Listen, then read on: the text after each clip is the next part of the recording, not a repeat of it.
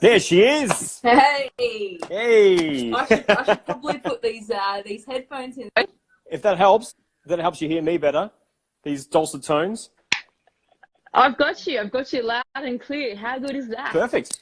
Paige, welcome to your call. Thank you for having me. How exciting. What a great night.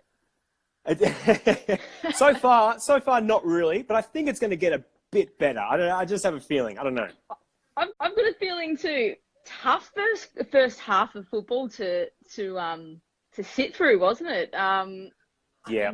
Rewatching it, I guess it's been 9 years since that night, and you just kind of forget how much of a tussle and how contested that game really was. And gee, I tell you what, even sitting on the couch before, I'm throwing the remote, I'm getting frustrated, I'm screaming at the TV, and I was there in 2011 at that game. I was 4 or 5 rows back from the fence, Ponsford end, in the cheer squad that night. So full Nuffy activated, and I was really riding the ups and downs that night. And looking back now, watching this replay tonight on Channel 7, it's nice to sort of reminisce. But gee, it was frustrating at halftime, wasn't it?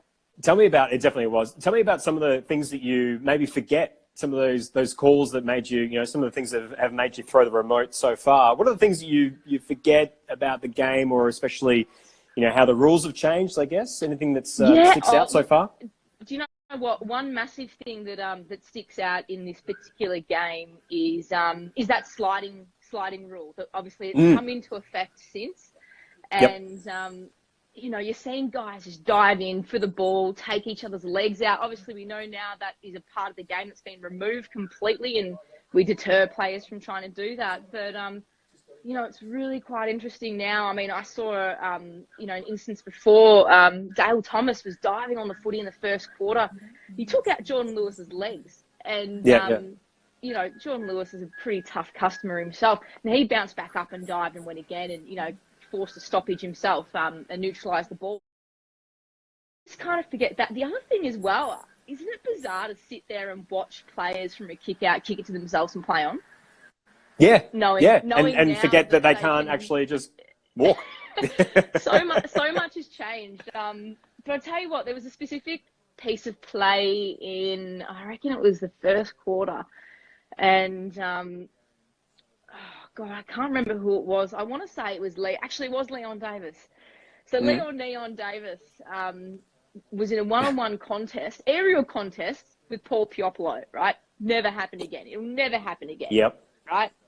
Now, Leon, he saw in that first quarter, he makes contact with the footy, both hands up in the air, and the umpire calls it a free kick against Davis. Yeah. And I'm just like, I threw the remote and I was like, what are you talking about? And I'm like, Paige, calm down. I'm guessing there was another passage of play. Yeah.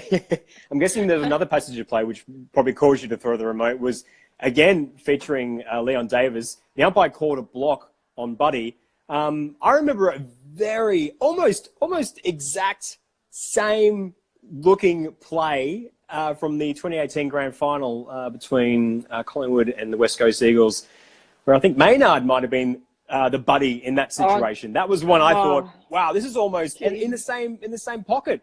I thought that's a bit rich. It's uncanny, and it's not. If you're a rusted on Collingwood person, like we both are, it's not nice to look back on. But what do you do?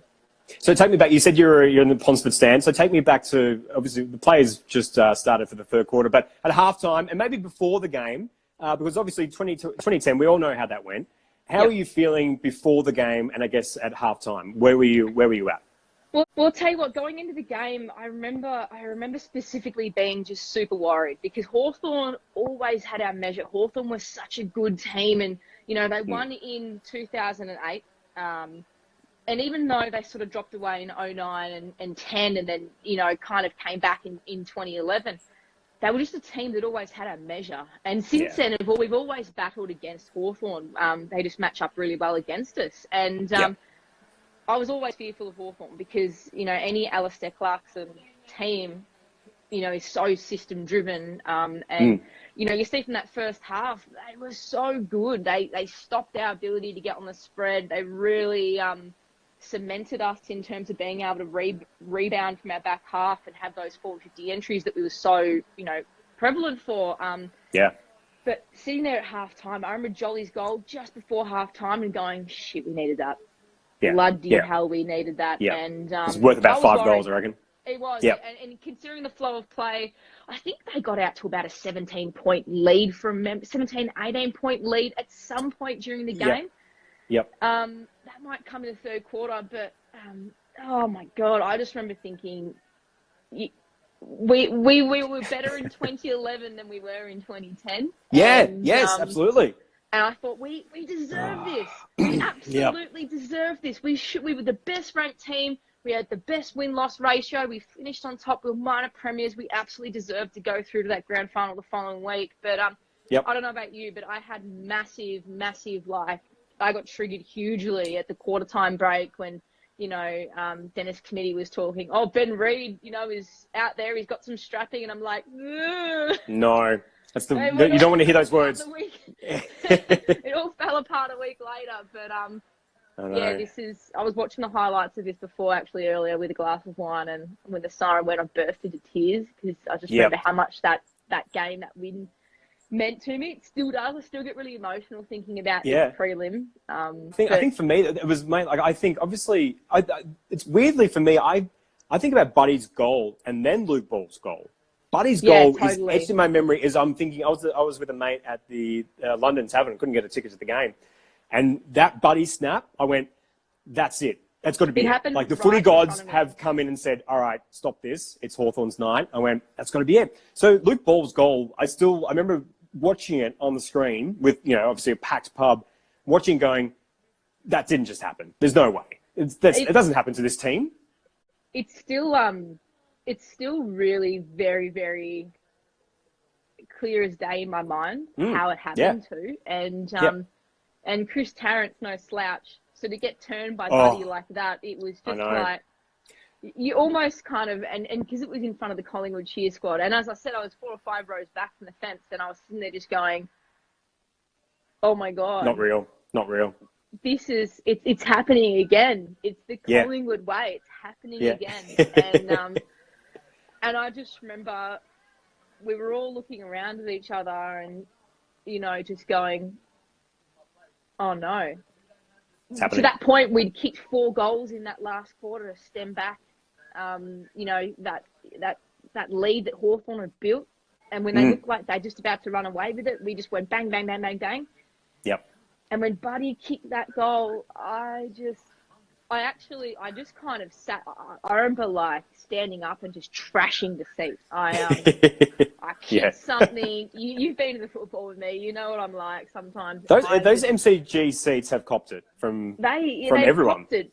I'll tell you what, it copped it from me, and I remember sitting back down in my seat and just hands over my mouth, my face, and just going, oh my God. And I just remember crying. I just felt tears running down my face and I thought, no, we can't have come this bloody far and then that happens. And Buddy is an absolute star, and I thought, kind of in the moment I was like, well, I suppose if anyone's going to do that to us, I'd rather it be Buddy, who is a star, than some shit kicker who's done nothing all night and gets remembered for that.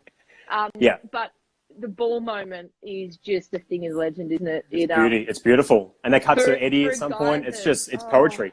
Do you know what I love the most? And it's not the snap on the left and the way the ball travels through at ridiculous speed. It's the camera that goes straight to Eddie, and he quite literally is hands in the air. He's like, yeah! It's just like every Collingwood supporter exploding. He's just oh my God! And his face is red and he's crying and he's just oh my God! And Mick crying. When Mick Malthouse cries, we all cry. Yeah, it's bad when he's crying. It just such an emotional, such a roller coaster of an evening. Collingwood supporters know what heartache and celebration looks like, but that was something that was just a hard fought win. But Geelong, unfortunately, a week later, just... No, we don't need to talk about that. That's right.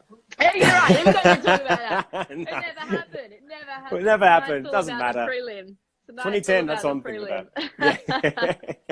Yeah. Paige, I better get back to it. I'm sorry. We thought originally halftime usually goes for at least half an hour, but with these replays, they're just... for like 10 minutes. I know, they're getting it going. So I'm sorry. Well, Danny, I'm just worried about to Danny. Danny's got a full bottle of red that he's just consuming on his own. So I'm worried about what I'm going to get back to You when better we... look after that man, all right? I know, You better look I after know. him. He's a good sort. Yeah, he's definitely a For good a sort. Carlton supporter, he's a good sort.